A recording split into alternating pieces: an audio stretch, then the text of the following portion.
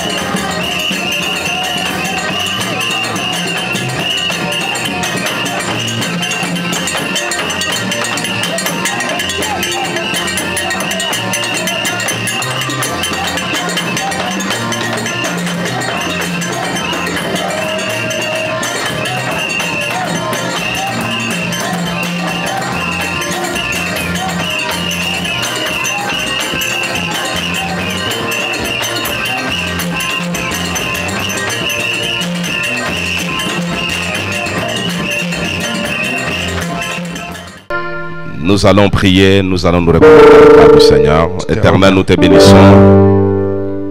Nous te disons merci. Merci parce que tu as commencé ce culte avec nous. Merci parce que ton onction est là. Cette onction nous a conduits dans la louange, dans l'adoration. Et cette onction est là pour nous plonger dans la connaissance de ta parole. Merci, oh Dieu, nous voulons maintenant te recommander ce peuple merveilleux.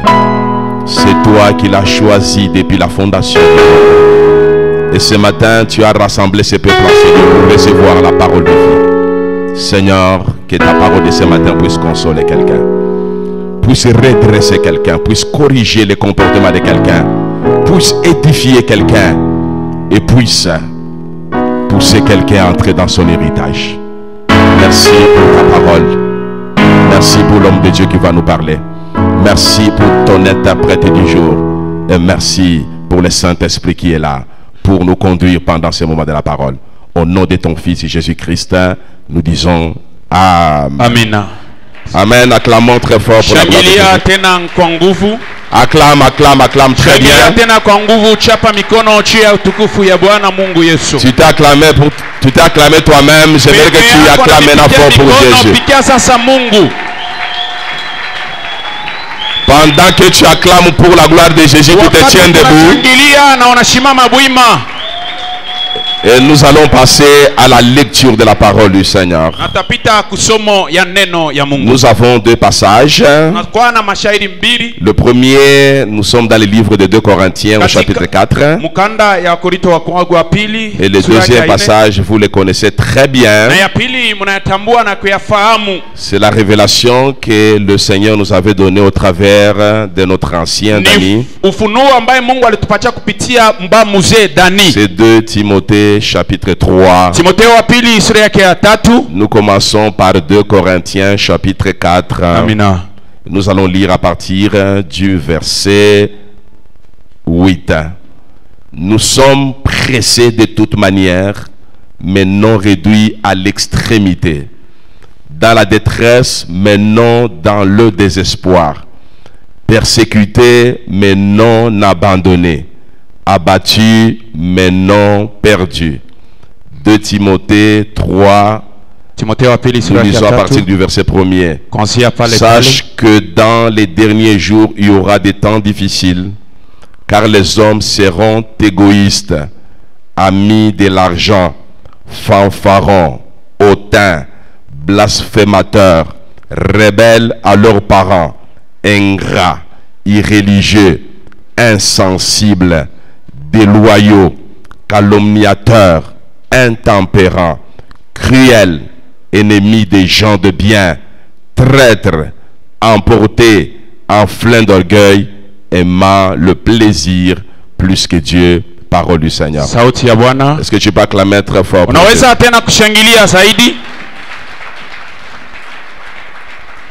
Que mon Dieu vous bénisse. Shalom, peuple de Dieu. Que la paix de Dieu soit avec vous. Et que la grâce de Dieu vous accompagne tout au long de cette semaine qui vient de commencer. Nous sommes en train de parler depuis il y a 2 dimanches sur un thème intéressant. Nous parlons du temps de la fin. Et notre sous-thème de ce matin, c'est la prédication de la croix. Aujourd'hui, nous allons parler de la croix. La parole de Dieu nous dit que la prédication de la croix est une folie pour ceux-là qui périssent. Elle est une folie. Pas pour les chrétiens. Pas pour les hommes de Dieu. Pas pour les femmes de Dieu. Elle est une folie pour les païens. Une folie pour ceux-là qui ne connaissent pas Dieu. Mais pour nous qui sommes en Christ, la prédication de la foi ou la prédication de la croix n'est pas une folie, mais c'est une puissance de Dieu. La puissance de Dieu est cachée dans la prédication de la croix. Toi qui as l'habitude de chercher la puissance pour ton ministère, laisse-moi te dire ce matin que la puissance de Dieu n'est pas à la montagne. La puissance de Dieu n'est pas dans les fétiches. La puissance de Dieu n'est pas dans l'eau bénite. La puissance de Dieu n'est pas dans une bouteille, dans une huile. Mais la puissance de Dieu est cachée dans la croix. Si vous voulez rencontrer la puissance de Dieu, embrasse seulement la croix de Jésus. La puissance de Dieu est cachée dans la croix. Tout chrétien a l'obligation de marcher dans la puissance. Voilà pourquoi il est écrit: vous recevrez une puissance, le Saint-Esprit survenant sur vous, alors vous serez mes témoins. Mais avant d'être témoin, qu'est-ce qu'il faut faire? Il faut recevoir une puissance. Vous recevrez une puissance d'abord, le Saint-Esprit survenant sur vous, alors vous serez mes témoins. Mais aujourd'hui je ne vais pas vous parler de la puissance du Saint-Esprit. Le Saint-Esprit vient après la croix. Si Jésus n'était pas monté à la croix, je crois que le Saint-Esprit ne viendrait pas. Si Jésus n'était pas monté à la croix, c'est-à-dire Jésus échouerait sa mission. Comme il ne peut jamais échouer sa mission, il fallait nécessairement qu'il monte à la croix de Golgotha. La prédication de la croix qui est une folie, ça veut dire quoi? Mahubiri ya msalaba inakuwa ubasimu, maana yake nini? Ça veut dire pour les païens, Maana yake juu ya wapagano il est inconcevable maana yake haiwezekani qu'on puisse leur dire tuwaambie que Jésus est Dieu. ya kwamba Yesu ni Mungu. Si à ce niveau-là ils peuvent comprendre, Kama mwili watu wanaweza kuelewa, les païens sont quand même scandalisés wapagano wanakichangaishwa d'apprendre que Jésus qui est Dieu, maana yake Yesu Mungu qui a pris la forme humaine, akabeba mfano ya mtu, qui est venu sur cette terre, anashuka pa dunia, qui a choisi de manière souveraine ses propres disciples, akachakula muali ya bukobo wake banafunzi bake, lui qui est omniscient, ule anachia maneno yote. pendant qu'il choisissait les disciples, Wakati alianza kuchakula wanafunzi, Jésus connaissait les cœurs de tous ses disciples. Yesu alijua mioyo ya wanafunzi wote. Jésus n'est pas comme moi, Yesu ana kama il mimi, n'est pas comme votre pasteur. ana kama pastori wetu. Pendant que moi je choisissais les anciens, Wakati nilianza kuchakula wazee, c'est Dieu tout simplement qui m'ouvrait les yeux. ni Mungu tu alinifungua macho. C'est lui qui connaissait leur cœur, c'est Dieu. Ule alijua mioyo yabo ni Mungu. Parce que moi je ne suis pas omniscient, Sababu mimi sijue je maneno suis yote. limité. Mimi nakuwa na mipaka. Pendant que je choisissais les diacres, Wakati nilichakula les washemaji, diaconesses, en réalité celui qui les connaissait très bien c'est l'Éternel. kwa kweli ule anawajua mzuri ni wa milele. Au côté du pasteur Faustin, il y a beaucoup de servantes Pembeni ya mtumishi Il y a pastor kuna beaucoup de serviteurs watumishi wa Mungu qui travaillent pour la cause de l'évangile. banakuwa natumika kwa sababu ya injili. Mais en réalité, c'est pas moi qui les ai choisis. Katika ukweli si mimi ninawachagua, C'est Dieu lui-même ni Mungu ye moya, qui avait porté son choix sur ces hommes et ces femmes de Dieu. na alichagua aba baba na bamama. Mais pour Jésus, Lakini juu ya Yesu c'est lui-même ni ye moya qui a choisi le 12. alichakula 12. Ce n'est pas Jean-Baptiste qui avait choisi pour lui. Ana Yohana mbatizaji alimchakulia, C'est lui-même ni ye moya qui les a choisis. alibachakua. Maintenant, les païens ne peuvent pas comprendre. Bapagano bawezi kuelewa, Humainement parlant, mukimuntu on ne peut pas comprendre hatuwezi kuelewa qu'un Dieu qui s'est fait homme ule Mungu anajifanya muntu puisse choisir parmi les 12 achakule katika 12 un disciple appelé Judas Iscariote wanafunzi jina yake Yudasi Iskariota qui doit le trahir, anaweza kumkosea, qui doit plonger dans la déloyauté, anaweza kuwa mkutokuwa qui doit être insensible au sort de son maître, mkutokushikia kwa mashauri ya mwalimu qui wake, doit les livrer aux principaux sacrificateurs atamutoa kwa kuhani pour que son maître puisse subir des atrocités kusudi humaines, wapate kumupika mwalimu wake, puisse subir des humiliations amupchushe et kubantu de l'opprobre. na aya. Humainement parlant, Mukimuntu c'est incompréhensible. haiwezi kuelewekana. Voilà pourquoi la parole de Dieu nous dit, Ni kule neno ya Mungu inasema, pour ceux-là qui ne connaissent pas Dieu, wale wamchui Mungu la prédication de la croix c'est une folie. mahubiri ya msalaba ni ubazimo. Jésus peut se tromper comment? Yesu namna kani anaweza kudidanganya? Mais il savait que Judas était mauvais. Alijua kwamba Yudasi ni Mais muovu. pourquoi il a choisi Judas? Jua nini alimchagua? Pourquoi? Comment expliquer le choix de Judas? Namna kani tunaweza kusema kubuchaguzi juu ya Yuda? Alléluia. Amina. Alors, lorsque vous expliquez cela Wakati aux wanafanya Grecs, kuba Yunani, aux Grecs wa Yunani qui sont des hommes de logique, bantu banekuwa ndani ya usawa, les hommes qui sont rompus dans la philosophie, bantu banachakuwa mu les gens qui sont rationnels dans le raisonnement, bantu banakuwa ndani ya usawa namna ya kufikiri. ils n'acceptent pas que Jésus soit Dieu. Abaichike ya kwamba Yesu ni Ils Mungu. disent s'il était Dieu, Banasema kama alikuwa Mungu, nous savons que Dieu est omniscient. tunajua sema Mungu Si anasema. réellement votre Jésus était Kama Dieu, Yesu wenu alikuwa ni Mungu, votre Jésus n'allait pas opérer le choix de Judas. achikutafuta kumchakula Yuda. Mais pourquoi il a opéré le choix de Juu ya Judas? nini alimchakula? Le choix qui doit conduire le Fils de l'homme à la trahison. Uchaguzi butamongoza bamukoseye.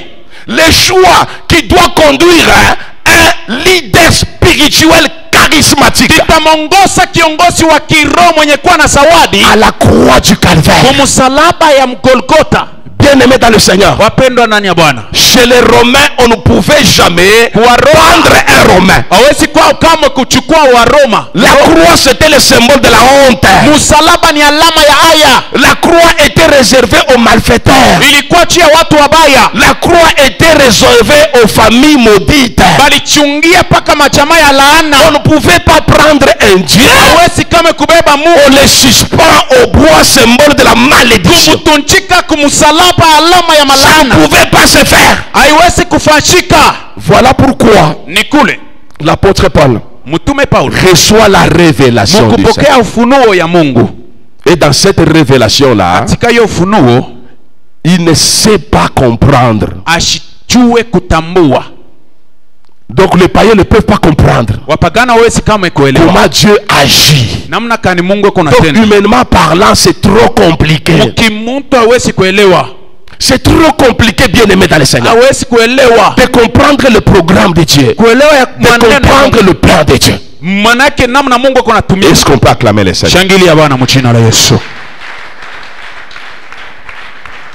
Dans le passage de 2 Timothée 3, Mumukanda ya Timotheo wa pili. la parole de Dieu nous dit Neno ya Mungu que inasema sache que dans les derniers jours, juu ya kwamba wakati ya mwisho il y aura le temps difficile. utakuwa ni wakati ya tabu. Bien-aimé dans le Seigneur, Wapendwa ndani ya laisse-moi Bwana, te rappeler encore ce matin acha nikukumbushe tena asubuhi ya leo. que nous vivons présentement le temps difficile. Hapa tunakuwa naishi ni wakati ya Pourquoi le temps difficile? yani ni wakati ya nguvu. Parce que nous sommes au dernier jour. Sababu ni wakati ya mwisho.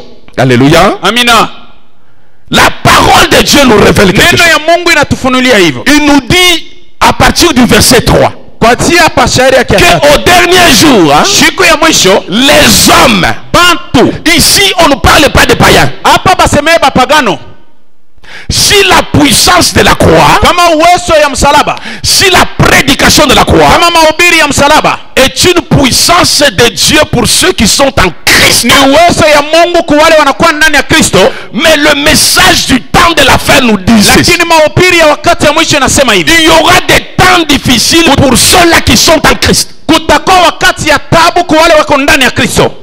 Ceux-là qui cherchent la puissance qui est cachée dans la prédication de la croix. Wanatafuta uwezo ya kufuchama msalaba ya Pour Golgotha. eux, au dernier jour, Kwapo kwa wakati ya le mwisho, temps sera difficile pour eux. wakati itakuwa ya tabu. Les chrétiens seront insensibles. Bakristo abatapenda kushikia, Insensibles. abatapenda kushikia, C'est des gens qui n'auront pas le sentiment d'affection. abatapenda kupenda vile mapendo ya Mungu. Quelqu'un qui est insensible, Ule mtu hawezi c'est kushikia, quelqu'un qui est sans cœur, ni mtu wa bila moyo, sans pitié, bila huruma, sans compassion. bila mapendo. La parole nous dit, Neno ya Mungu inasema vers le temps de la fin, wakati ya mwisho il y aura des temps difficiles. itakuwa wakati ya tabu. Les hommes Bantu seront insensibles. abatapenda kushikia.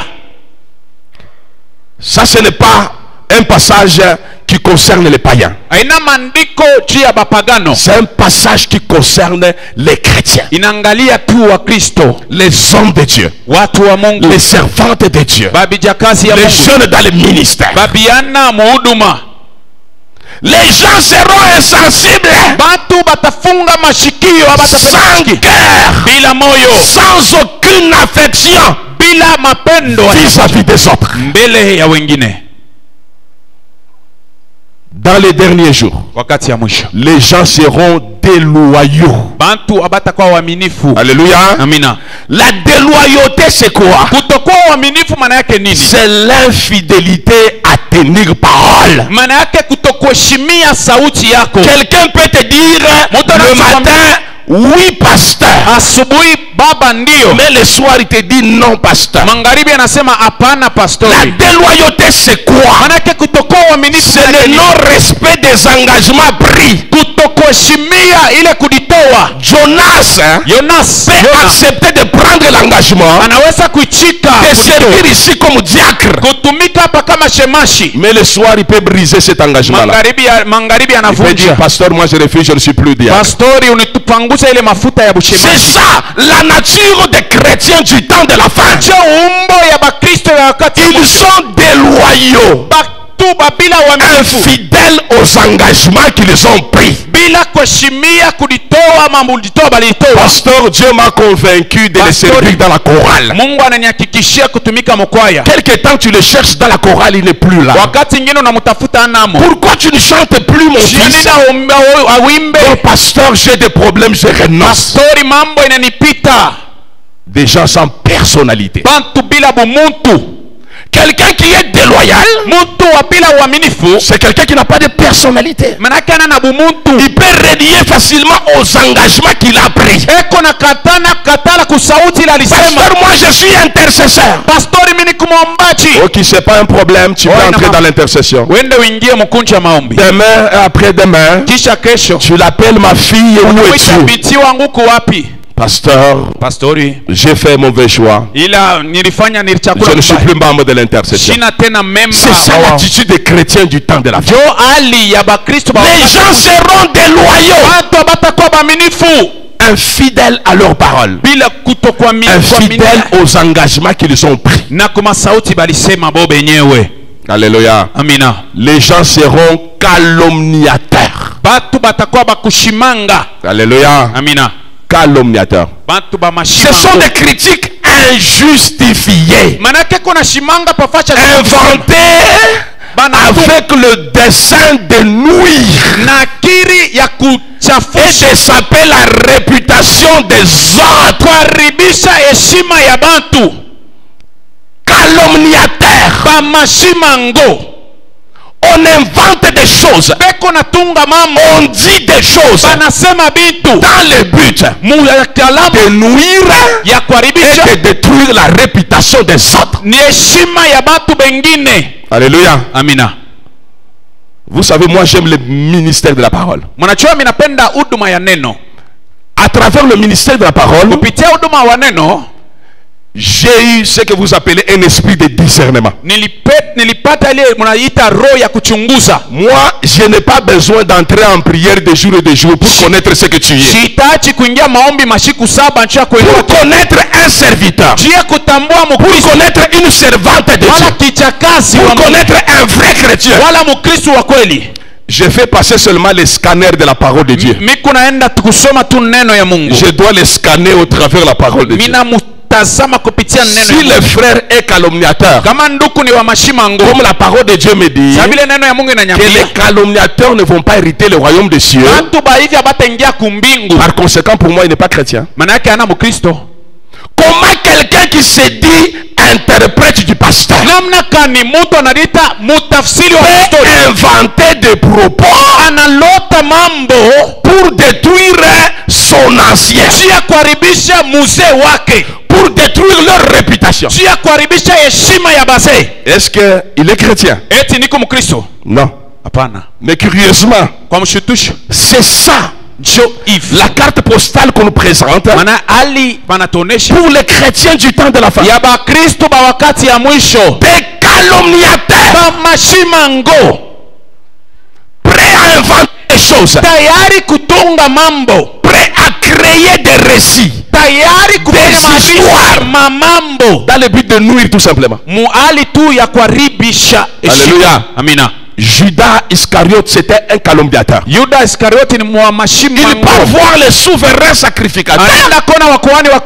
Il raconte des histoires au sujet de Jésus. Il ne présente pas Jésus comme fils de Dieu. Il dit, les messieurs là qui vous dérangent, moi je peux vous les livrer. Donnez-moi l'argent, je peux vous les donner. Il présente Jésus comme un simple monsieur. Il détruit la réputation de Jésus. Il cherche à détruire le ministère de Jésus en le vendant auprès des principaux sacrificateurs. Les calomniateurs n'hériteront pas le royaume de Dieu.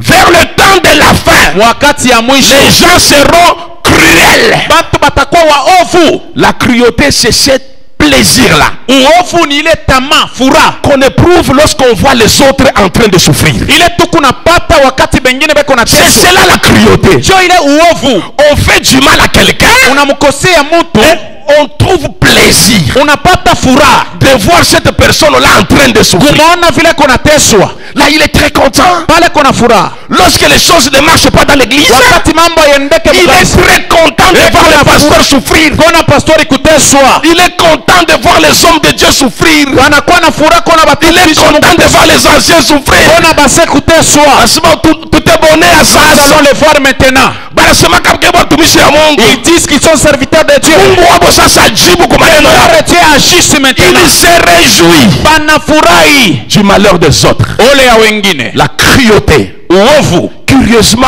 dans l'église du temps de la fin, mkanisa ya wakati ya mwisho, Dieu nous présente Mungu anatonesha cette nature-là hiyo hali parmi les vrais. katika wa Beaucoup kweli. de gens Batu ba mingi seront cruels. batakuwa waovu. La cruauté, Uovu ça c'est la cruauté, c'est une méchanceté. manake ni bubaya. Lorsque tu te réjouis, lorsque ton frère est dans les douleurs, Wakati ndugu yako iko c'est maumivu, la méchanceté tout ni simplement. uovu tu. Judas, c'était méchant. Yuda ni muovu, Il était cruel. alikuwa muovu.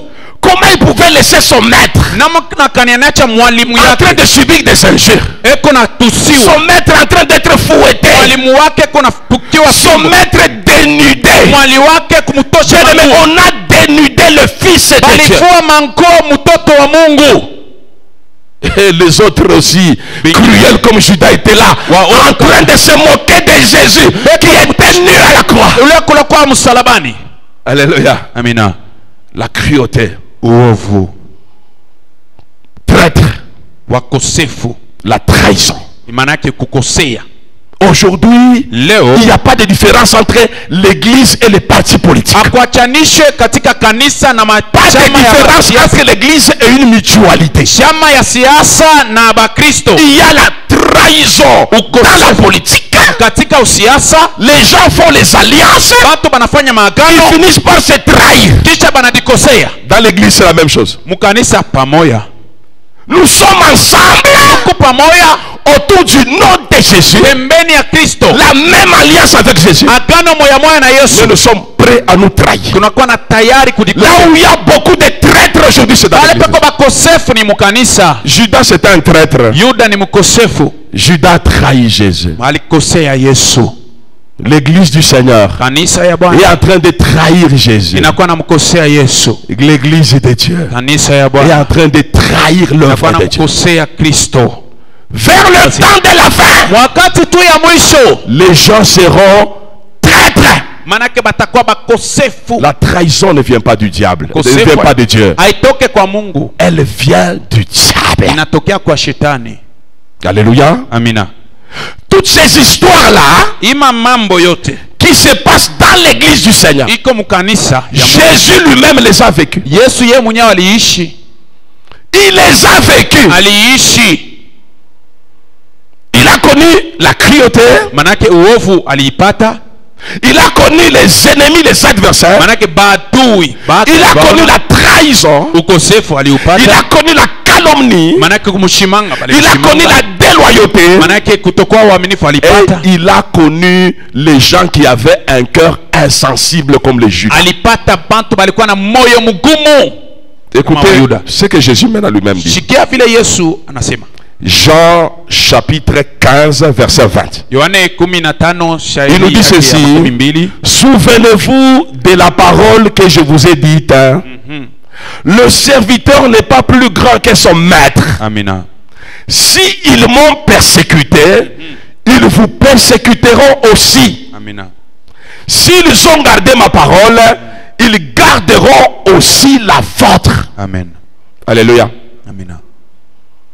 Si Jésus a connu la trahison des proches, Kama balimukosea kubale balikuwa karibu la na trahison des disciples, ukosefu ya de wanafunzi l'un des disciples, na mmoja wa wanafunzi wake, Jésus vous le dit, maana yake alitaka kusema hivi, ce que lui a connu, kile yeye alipata vous allez aussi connaître ça. nini pia mtakiona. Alléluia. Amina. Il y a un homme de Dieu kuko mtu mmoja wa Mungu qui a connu aussi aliona na yeye ce que Jésus a connu. ile Yesu C'est alipata. l'apôtre Paul. Ni mtume Paulo. Notre message de ce matin Maana yake uchumbe wetu asubuhi ya leo sera bien expliqué au itafasiliwa travers du ministère de l'apôtre Paul. kupitia huduma ya mtume Paulo. L'apôtre Paul, Mtume Paulo c'était un homme que Dieu a utilisé puissamment. ni mtu ambaye Mungu alitumikisha ndani ya uwezo, Mais c'est un homme lakini ni mtu qui a connu la puissance de la croix. alipata uwezo ya msalaba. La puissance de la croix Uwezo ya msalaba n'est pas seulement cachée dans la prière. haina tu ndani ya maombi. La puissance de la croix Uwezo ya n'est msalaba pas seulement cachée dans l'effusion du Saint-Esprit. haina tu maono ya Roho La Mtakatifu. puissance de la croix Uwezo ya msalaba est cachée dans une vie de souffrance, dans une vie de persécution. ndani ya maisha ya mateso ya kusongwa.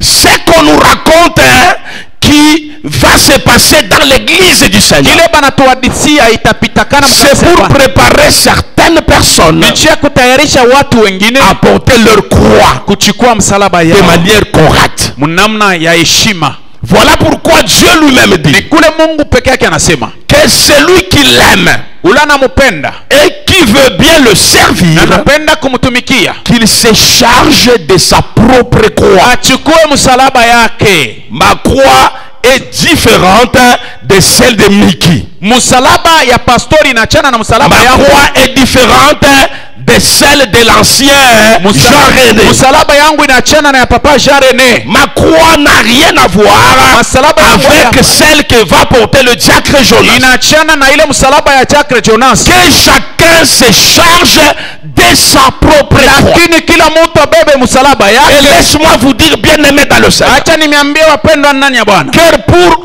entrer dans la puissance ya de Dieu, kuingia muwezo ya Mungu tu dois te charger de ta propre croix. unapasha kuchukua msalaba yako. Et pendant que tu te charges de ta propre Wakati croix, unachukua msalaba yako, il faut être fort kuwa na nguvu et ne lâche pas. na usiache. Alléluia. Amina. Nous sommes dans l'église du temps de la fin. Tuko mkanisa ya wakati ya mwisho. Mais vous allez voir Utaona ya kwamba que ce qui se passe dans l'église du temps de la fin ile mambo yanakuwa ndani ya wakati ya s'est mwisho passé aussi dans la vie de l'apôtre Paul. ilipitakana mu maisha ya Mkristo ya huyo mtume Paulo.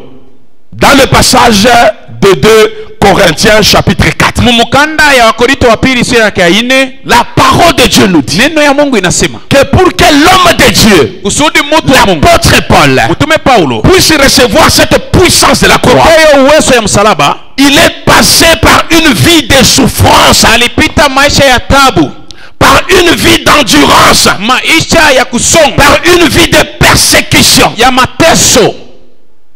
Comme les disciples, Kama wanafunzi n'est pas plus grand que son maître. ana nguvu kumpita mwalimu Le yake, disciple Mwanafunzi. doit subir le même sort que son maître. anapata kupita munjia moya na mwalimu wake. Jésus, c'est lui le patron de la croix. Yesu ndio mwalimu ya msalaba. C'est lui qui a dépouillé à la croix Ule alifua kule kumsalaba les principautés, matawala les autorités et les dominations. na wale matawala yote. À cause de la croix, Juu ya msalaba Satan a été désarmé. shetani Si tu veux aussi désarmer Satan, na alitukitaka accepte cette souffrance de la croix. ichika pia mateso ya msalaba. Je vais bien vous expliquer la souffrance de la croix Mateso ya msalaba à travers le passage de tout à l'heure. kupitia maandiko tunasoma. Écoutez ce que la parole de Dieu dit Shikia kile maandiko au inasema sujet de l'apôtre Paul. juu ya mtume Paulo. Nous sommes pressés de toute manière. Tunasongwa mu manamna yote.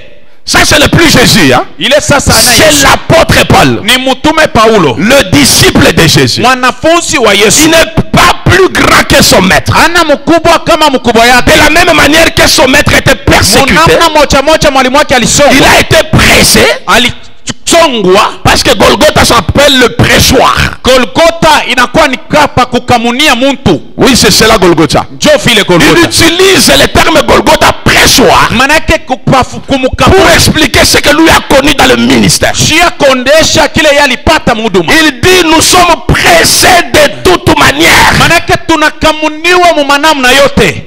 Pressé, ça signifie Manake nous recevons des pressions de toutes parts. tunapokea maneno ya kukazalika La vie chrétienne, maisha ya c'est Bukristo une vie de l'endurance. ni maisha ya kutembea ndani ya La fois passée, j'ai parlé du combat. wakati ilipita nilisema ya Je vita. vous ai dit que le mot combat Nilisema vita vient du mot agon. maana yake inatokea mo akol. Agon, Akona c'est là où dérive le mot français agoniser. kunatokea maana yake ile agonise ya Mais sur kimombo. le plan spirituel, Ya kiroho agon signifie lutte. maana yake kushindana. On lutte contre les esprits méchants. Tunashindana na maakili ya On kisa lutte contre les puissances des ténèbres. na mawezo ya kisa. Et pendant que nous sommes en train de lutter Na wakati tunashindana contre les esprits méchants, na mapepo ya contre les hommes méchants, na watu wabaya, donc pour nous c'est une pression. kwetu inakuwa kusongwa. Nous sommes pressés de toute manière. Tunasongwa kwa manamna yote. Nous subissons des pressions. Tunashikwa makusongwa. La calomnie c'est une pression. Mashimango ni kusongwa.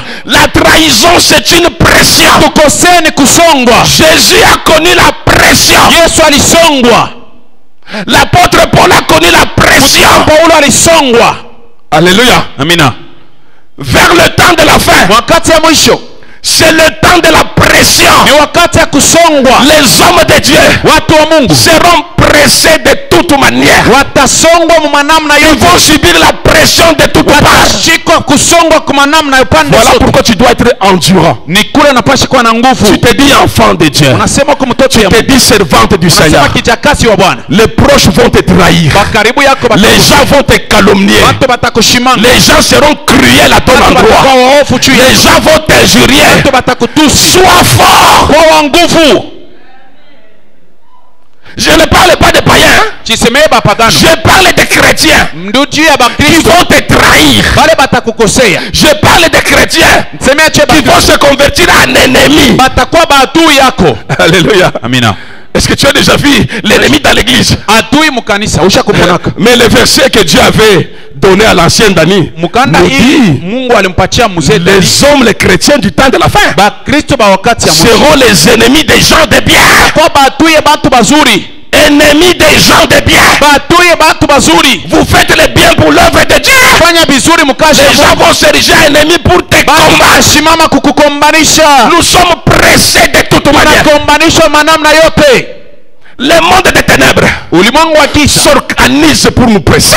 inatitunga cha Les kutukombanisha. sorciers de Maléla Balushi vont se bakukombanisha. lever pour nous presser. Batashimama Les kutukombanisha. sorciers de la ville de Lubumbashi Baloshe ba vont mulubumbashi. se lever pour nous faire du mal. Batashimama kutukosea. On va nous calomnier même à la radio. Batatushimanga na On va nous kumaraji. calomnier même à l'internet. Batatushimanga On va nous kumaternet. calomnier même à la télévision. Batachimanga La kumaternet. calomnie reste calomnie. Mashimango ni mashimango. C'est une pression Ni kusongwa. qu'on exerce sur toi Beko natumia juu yako. pour voir si tu vas saisir ta croix. Chia kona kama utashimama. Alléluia. Amen. Pendant que Jésus était pressé, Wakati Yesu alisongwa, il a fait sa croix. alikuwa na Il msalaba. s'est dirigé Eko na diongoza. lentement mais sûrement Pole pole. vers la croix de Golgotha. Hakikisho kumsalaba. Il était pressé. Walimusonga.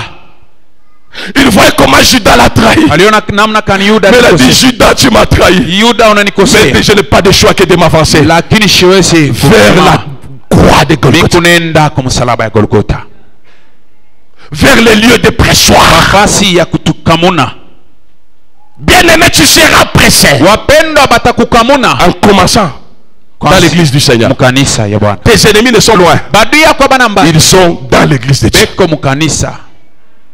Ce n'est pas pour rien que Dieu a donné ce passage. Si kwa bole Mungu alileta hiyo. Parce que Dieu voit Chi Mungu anaona que nos ennemis ya kwamba batui sont dans l'église. beko mukanisa. Beko pale. Les premiers ennemis de Jésus, Adui wa kwanza wa Yesu c'était son propre disciple, ilikuwa Judas. mwanafunzi wake yule yeye mwenyewe alichakula. Alléluia. Amina. C'est lui-même qui l'avait choisi. Ye mwenyewe. C'est lui qui l'a combattu. Ye mwenyewe ndio anamkombanisha. Alléluia. Amina. L'apôtre Paul Mtume Paulo a été aussi trahi alikosewa par ses disciples. kupitia wanafunzi wake. Il a été trahi. Alimkosea. Si vous lisez dans 2 Timothée 4:10, Timotheo wa pili sura yake ya 4. il parle d'un certain Démas qu'il a abandonné. Demasi alimwacha.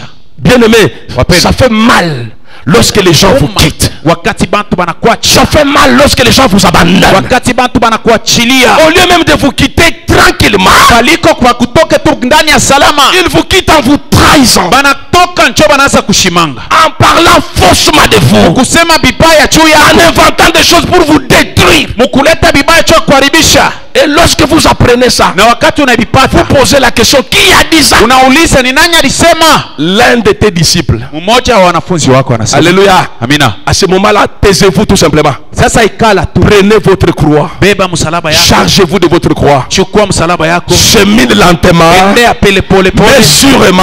Lakini na hakikisha yote. Vers le but. Parce que la puissance de Dieu est cachée dans la croix. Or il n'y a pas croix sans calomnie. Il n'y a pas la croix sans la trahison. Il n'y a pas la croix sans la persécution. Nous sommes pressés de toute manière. Il a connu la pression physique, la pression morale, la pression verbale, la pression spirituelle. Ça venait de toutes parts. Et des gens de loin et de ses proches. Mais non réduit à l'extrémité. Lakini usifike mwisho. Alléluia. Amina. Malgré cette pression là, ingawa kusongwa huko, malgré la pression des satanistes, ingawa ya bashetani, malgré la pression des traîtres, kusongwa kwa bakosefu, cette pression n'a aucun pouvoir d'annuler la mission que Dieu t'a donnée. Ya kukushindisha kazi ulimwengu alikupatia. Que cette pression ne t'amène pas à abandonner l'œuvre du Seigneur. Isikupeleke kuacha kazi ya Mungu. Que cette pression ne t'amène pas à démissionner. Isikuache kuachia. Pressé de toute manière, mais non réduit à l'extrémité. C'est-à-dire cette pression-là ne doit pas m'amener à abandonner la vie pastorale. Malgré la pression de mes ennemis, malgré la pression des membres de ma famille, malgré la pression des gens de mon village, malgré la pression de mes disciples, je n'abandonnerai pas le métier de pasteur. Je continuerai toujours à prêcher la parole de Dieu. Ça fait mal, oui, d'être calomnié. Moi, je ne suis pas Jésus. Je suis un homme. Ça fait mal d'être trahi. Mais je n'abandonnerai pas de prêcher la bonne nouvelle. Parce que la parole de Dieu me dit: malheur à moi si je n'annonce pas l'évangile. Que la pression des gens ne te pousse pas à quitter le terrain. La fois passée, je crois vous avoir dit que nous sommes en mission. La mission doit être réalisée dans un temps kairos. Jésus revient bientôt. Vous ne savez pas à quel moment votre pasteur va quitter la terre des hommes. Or j'ai un mandat à exécuter. Que la pression qui vienne de toutes parts ne me pousse pas à abandonner l'œuvre du Seigneur. Parce que j'ai des comptes à rendre au Seigneur. Ma soeur n'abandonne pas l'œuvre du Seigneur. Mon fils n'abandonne pas l'œuvre du Seigneur. Chers serviteurs de Dieu, chers servantes de Dieu, n'abandonne pas l'œuvre du Seigneur. Vous êtes en mission. Que la pression des hommes, que la pression du diable ne vous éloigne pas de la mission que le Seigneur vous a donné. Est-ce qu'on peut acclamer le Seigneur?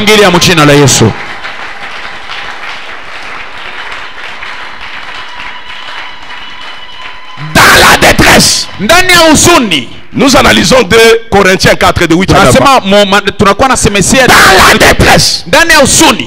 Alléluia. Amina.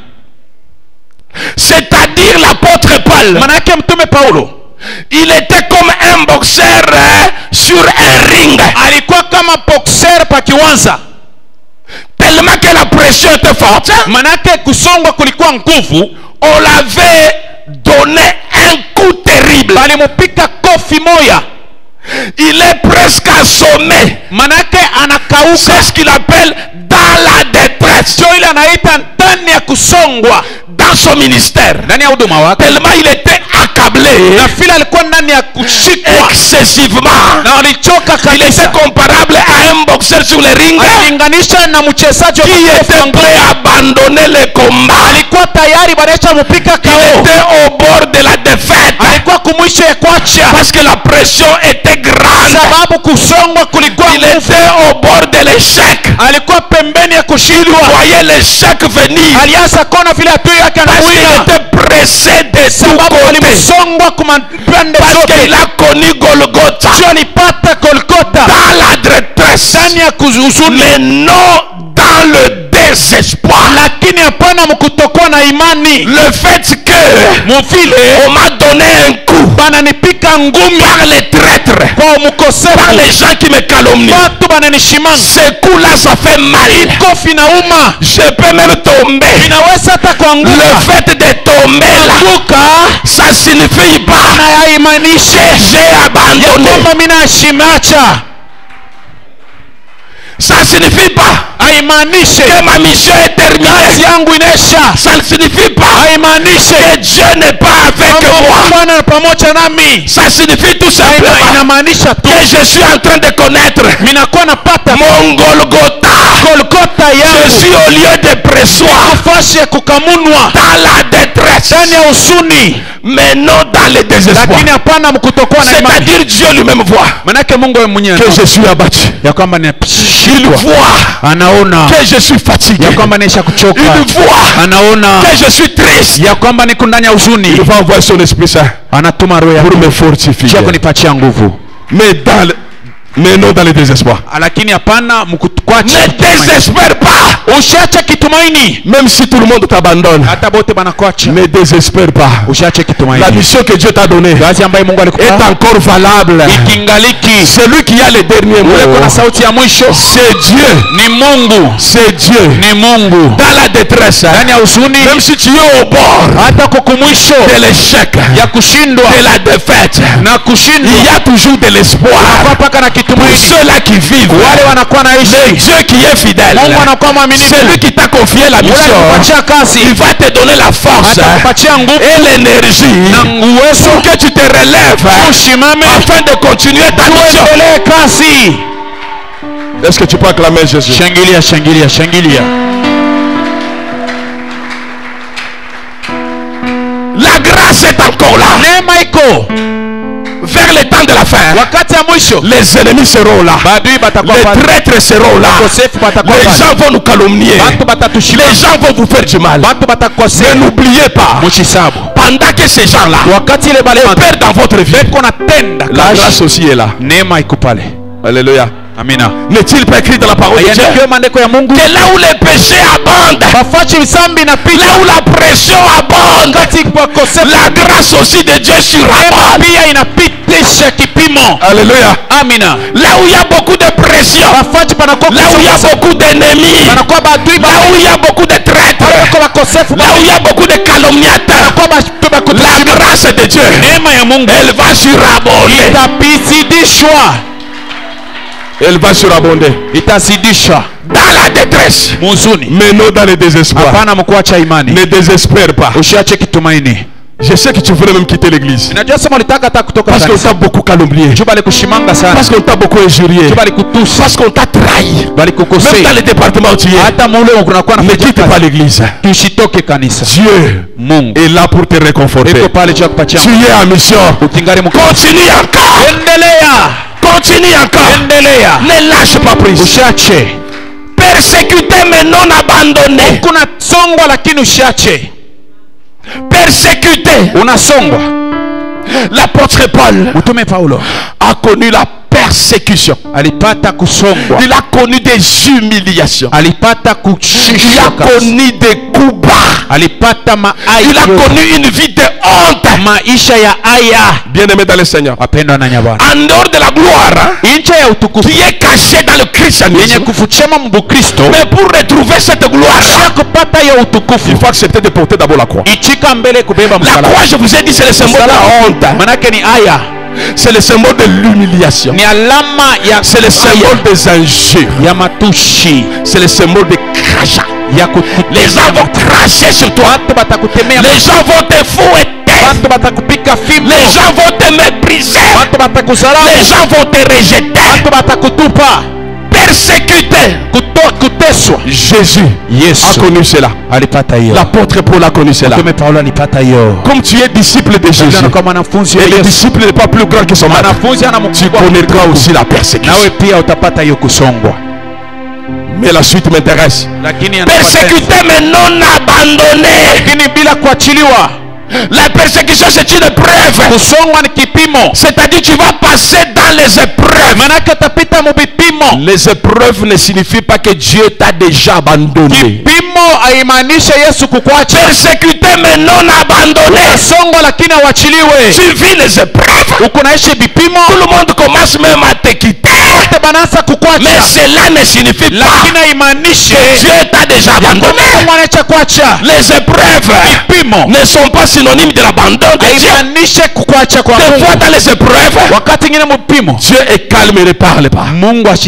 Et lorsque Dieu ne parle pas, lorsque le prophète ne parle pas, cela ne veut pas dire que Dieu t'a déjà lâché.